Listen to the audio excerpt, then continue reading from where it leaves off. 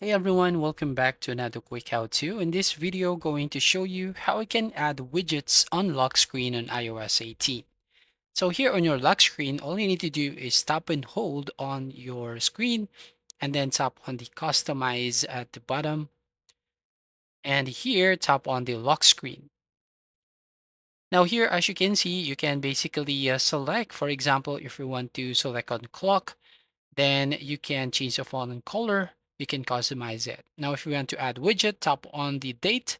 And here you can choose widget if you want to add calendar, the clock, the app, or reminders, or the weather.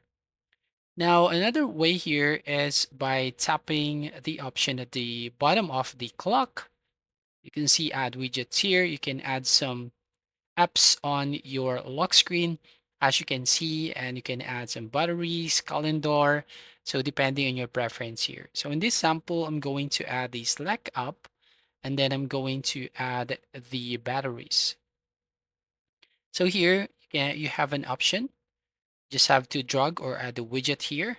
And once done, as you can see, tap on done at the top right, and here is the result.